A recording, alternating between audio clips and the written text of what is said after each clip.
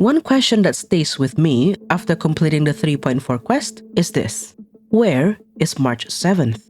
Based on intel from Herda, we knew that she was also in Amphorius, and soon after, we saw a cutscene of her about to enter the planet despite Cyrene's warning, which means the intel is correct. March is in Amphorius. But where? Where is our cute pink-haired girl companion?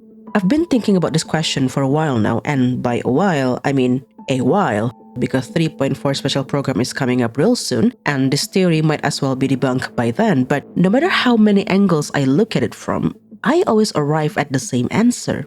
From the very beginning, March has been there right in front of us, showing up from the very first time Trailblazer and Dan Heng crossed the border into the planet, guiding them to meet the Chrysos heirs that would start the hero's journey to save the world, coming into the planet in the form of a pink-furred creature with no memories to speak of. March is in Amphorius in the form of Mem. This may sound crazy and unlikely because Mem has transformed into Cyrene at the end of ER 35,550,336, but as Sherlock Holmes once said, when you have eliminated the impossible, whatever remains, however improbable, must be the truth. This improbable truth can also explain what Cyrene meant by Amphorius being a larger Aedes Elysiae, why March's voice could be heard in the Evernight chapter of the SF written book, and why the scepter detected no anomalies when March entered the simulation. So hear me out, and let me walk you through the reasoning behind this crazy idea right after words from today's sponsor, LD Shop. LD Shop is a top-up service where you can make in-game purchases at a discount. Wanna get a monthly supply pass? LD Shop has it. Looking to pull for your favorite destruction DPS? There's the guarantee bundle for you. Or maybe you want Firefly's new skin? The option is limitless. And the top-up process is super simple. All you need to make a purchase is your game server and your ID, and your top-up will be sent to you within minutes. LD Shop has been used by thousands of people, and all the reviews prove just how safe and reliable the service is. Also, if you still have your double top-up bonus, it also works with purchases via LD Shop, so why not top up there and get your bonus for cheaper? Better still, after spending over $80, you'll be eligible for a VIP membership, which gives you a free supply pass. So, if you're a spending player and looking to bring your destruction DPS home or to get Firefly's new skin, use my link in the description below to make your first purchase to get 15% and 5% off coupons and save up to $50. Thank you LD Shop for sponsoring this video. Now it is time to investigate March's whereabouts. Now, let's start with the most important question. When did March get into Amphorius? If we can answer this question, we can figure out where she is.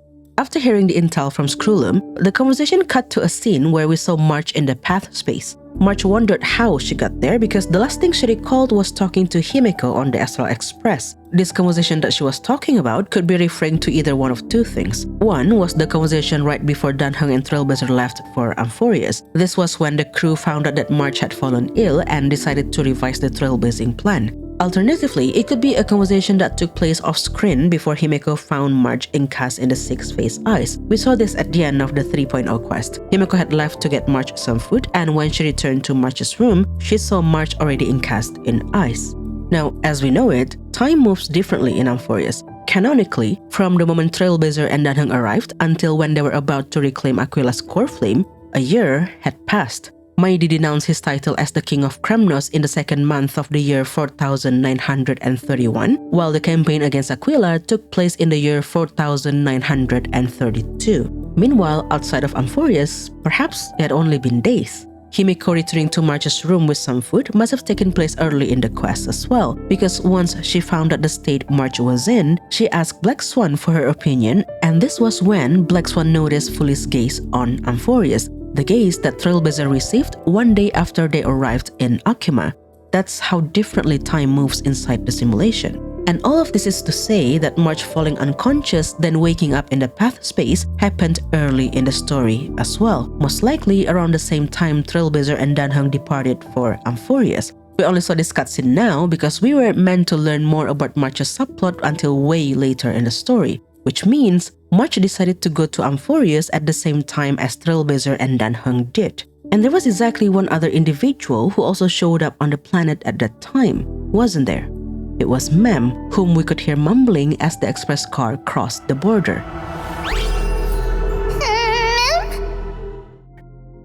And where Mem came from is still a mystery that we haven't fully solved yet. Yes, she did become Cyrene at the end of the 3.4 quest, but we'll get to that in a bit. Now, before fully gaze at Trailblazer, we had seen and or heard Mem a total of 3 times. The first one was right after the express car entered Amphorius. The second was after Trailblazer woke after crash landing at Yanosopolis. Thirdly was in Trailblazer's dream before they went to fight Nikador at Custom Kremnos for the first time. So while the Krasus heirs believed Mem to be a gift from Ornyx and Danheng assumed that she was from Fully instead, Mem had been there even before Trailblazer attracted Ornyx's attention and received Fully's gaze. In fact, in the second instance, she already manifested in reality, so it was not Fully's influence that brought her to life. With that said, the other possibility left is that Mem came into Amphorius with Trailblazer.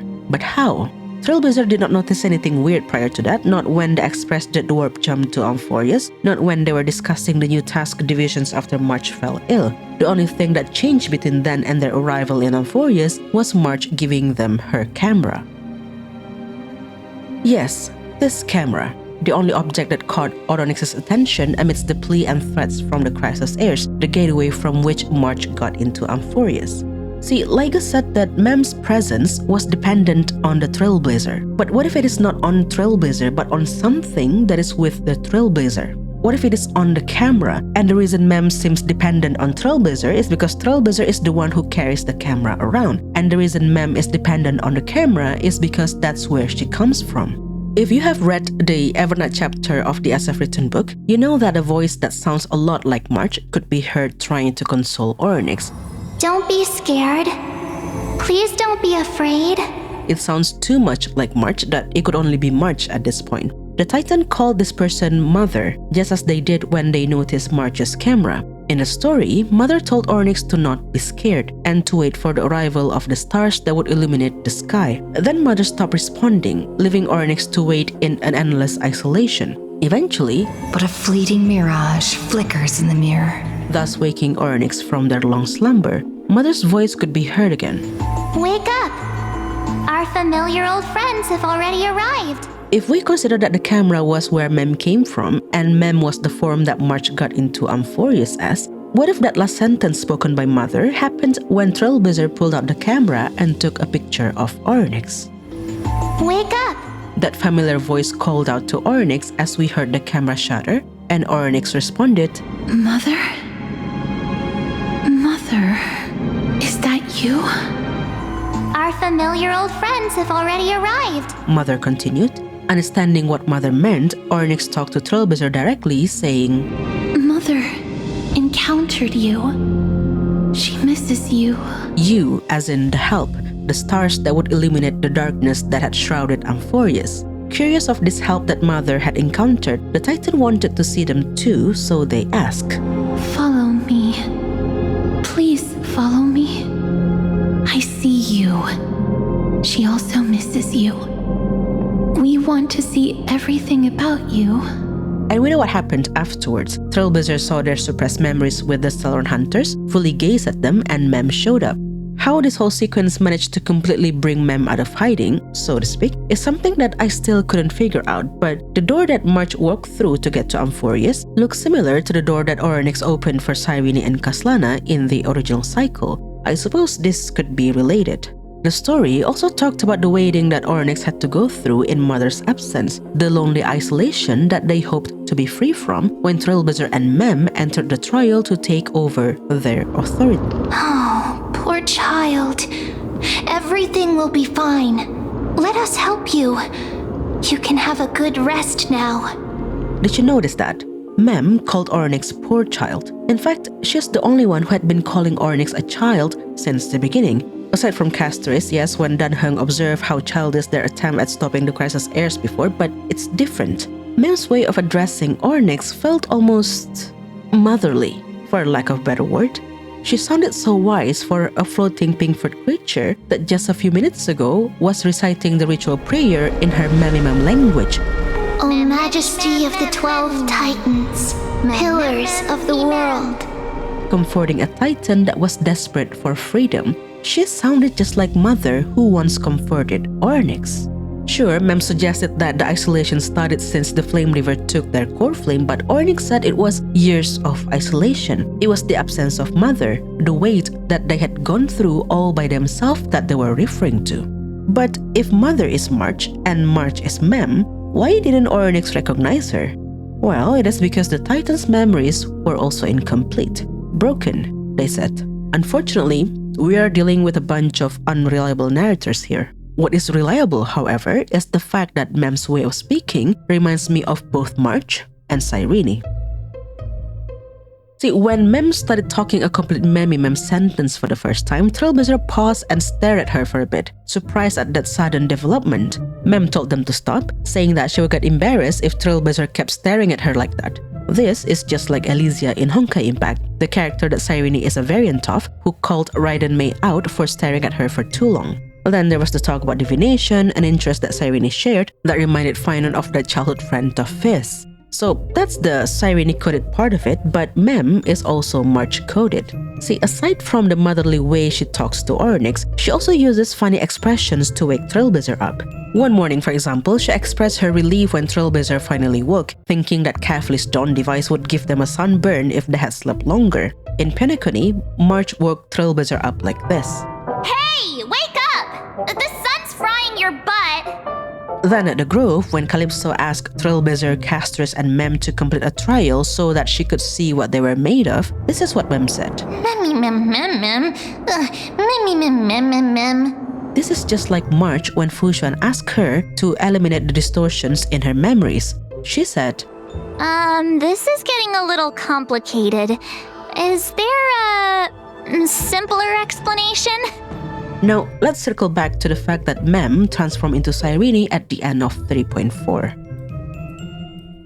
Yes, at the end of the quest, we saw Mem manifested as Cyrene in Iris Elysiae, which seems to pretty much confirm the connection between the two. However, this is what Lygus noted about the event. Its appearance changed to Philia 093, but the mother body memory data was lost for unknown reasons. Yes, Mem's appearance did change to that of Cyrene's, but that doesn't necessarily mean she's Cyrene, because she had her own data entity and for some unknown reasons, that data entity had been lost now. So while Mem's origin could be attributed to Cyrene, perhaps a fragment of her memories before Caslana erased her existence, this assumption gives birth to more questions.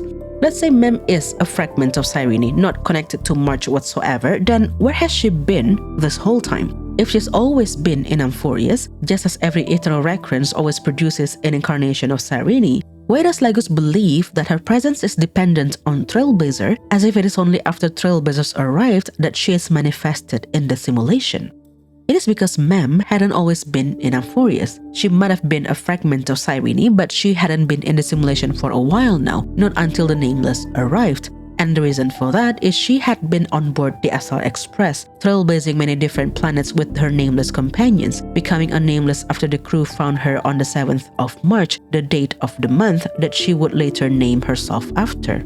Mem is March, the lost fragment of Cyrene that has finally returned home. Now, I can already hear you complaining at my conclusion. I mean, I get it. You don't like the idea of March being a fragment of another character. She's the face of the game. Why would Toyo make her be nothing but an extension of another character? Wouldn't that undermine her as a character? Besides, they cannot be one same person. They have different voice actors, unlike Mem and Cyrene, who does share the same voice actor consistently across different languages. And I agree with you.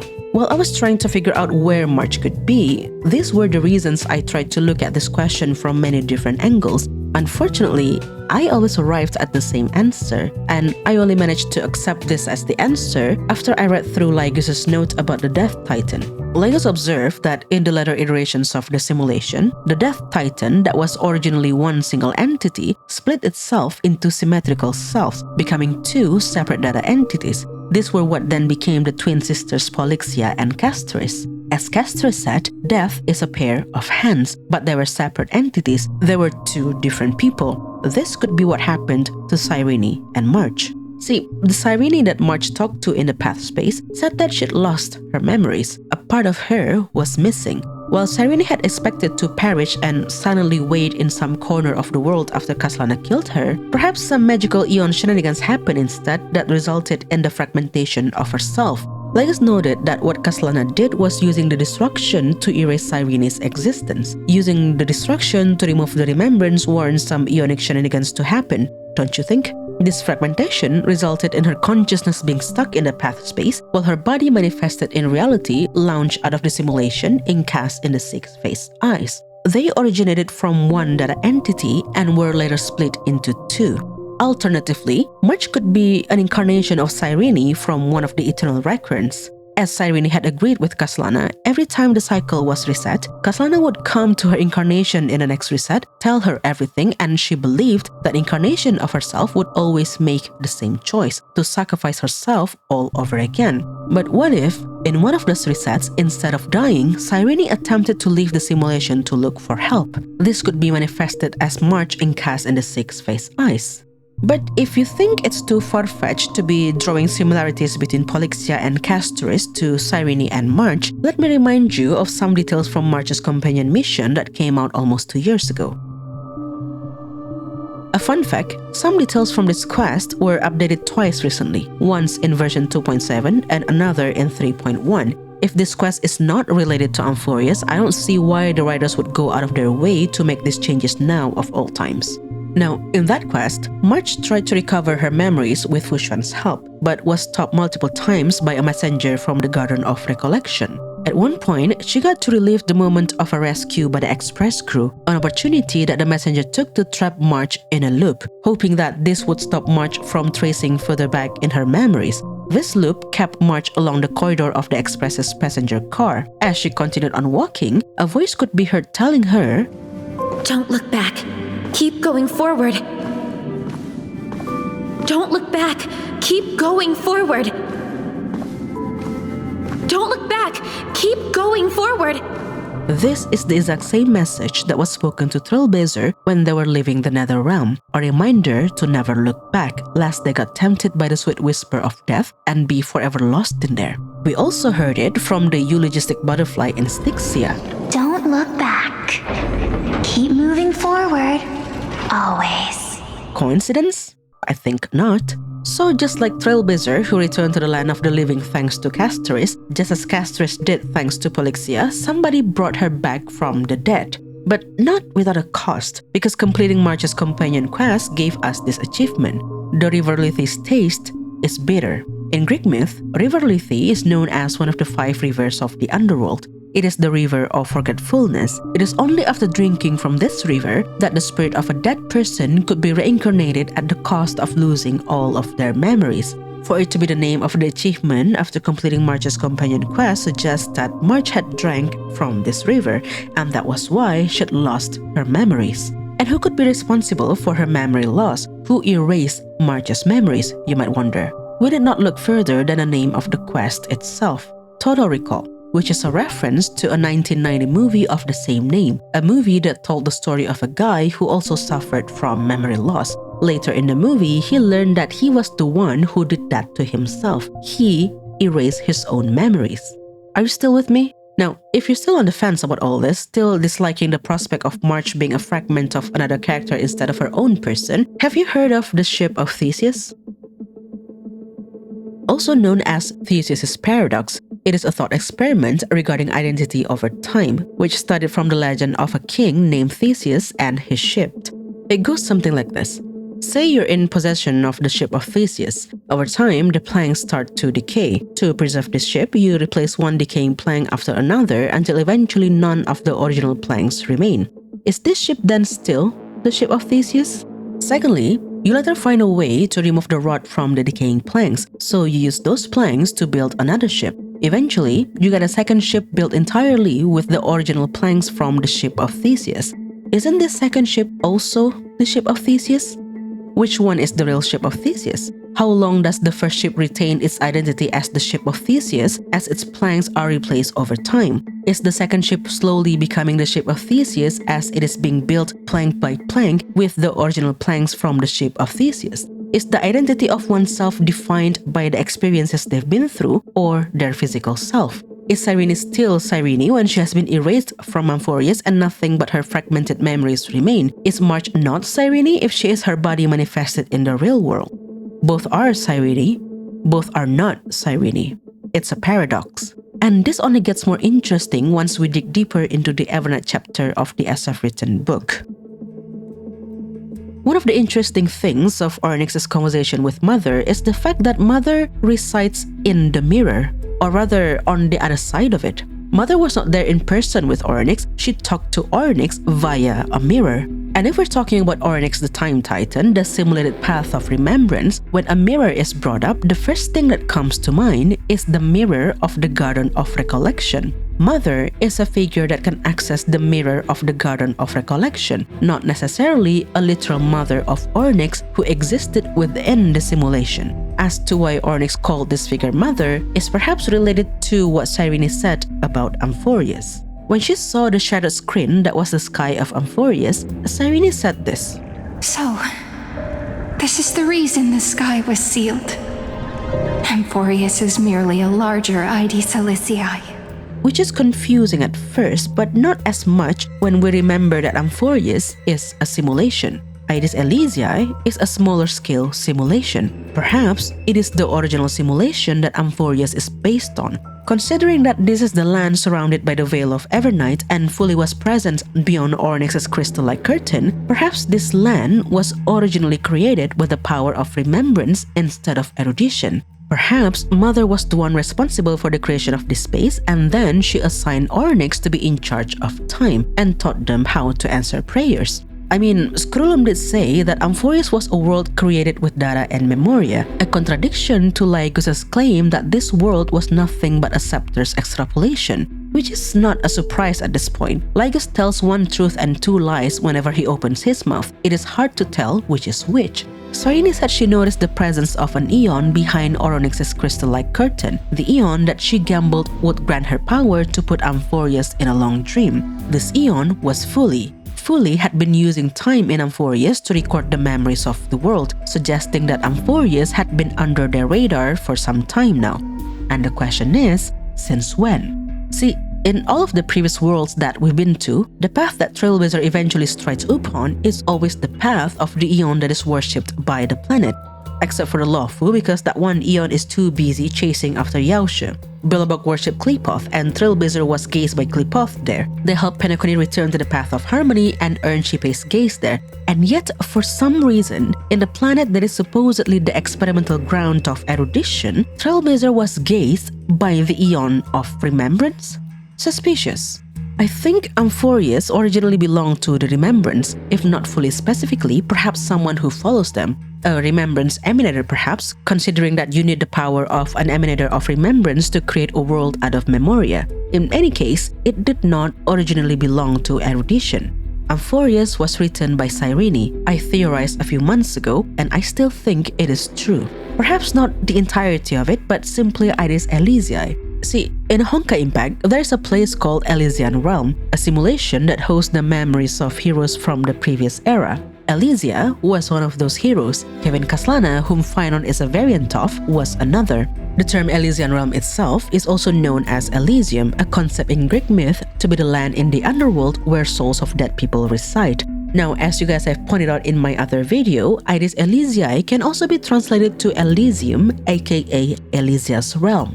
And if Honkai Impact's Elysian Realm contains the memories of dead heroes and is made out of memories, is it too far-fetched to assume that Aedes Elysia's true nature is the same? It is a place made out of memories, made out of memoria. That is why Cyrene said Amphoreus was merely a larger Aedes Elysiae. Aedes Elysiae was the origin. Fate Collab Quest even reminds us that one cannot simulate things that never existed. For the scepter to extrapolate something, there must be another thing it is based on. The divination cards that Cyrene revealed to Phynon, the ones that narrated the stories of the Weaver, the Traveler, the Servant, etc., that is the foundation that the Flameche's journey is based on, which is why Cyrene's binder of divination cards is now the very book that is in Trailblazer's possession, the book we call As I've Written. And the creator of this world? It is the author of the book, Cyrene. Although perhaps it is not necessarily Cyrene that is within the simulation itself. If Aedes Elysiae was created with the power of an emanator of remembrance, perhaps that emanator is the original Cyrene, whose real name might as well be Elysia herself. After all, Cyrene is not Cyrene's real name. While Phainon was the name that Castellana took after he left Aedes Elysiae, Cyrene's name back in their hometown had always been Cyrene. That girl named Cyrene, to be precise. Somebody who exists outside of the story named her that. Okay, with the live stream coming up tomorrow, I cannot wait to be proven wrong. Alright, but no matter, that is not the point of making any of these videos. I'd rather be proven wrong, which is a good thing because that means the story is unpredictable. But if any part of this video is eventually proven right, I invite you to come back here in the future and leave a comment on which part I did get right. Until then, take care of yourself and I will see you in the next one.